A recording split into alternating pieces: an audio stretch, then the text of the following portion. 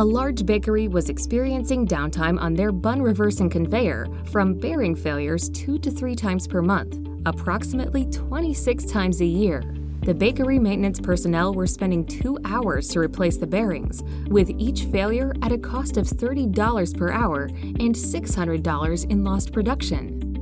Regal Engineering evaluated the failed bearings and determined the bearings were failing from dough, flour, water, and cleaning solutions ingress through the bearing seals. An IP69K certified Sealmaster PN Gold mounted ball bearing was the recommended solution. This bearing features a 316 passivated stainless housing, high phosphorus nickel-coated raceway, high-performance triple-lip seal, and the optional squeeze-lock concentric lock. After 12 months, the Sealmaster bearings are still in operation with no sign of slowing down.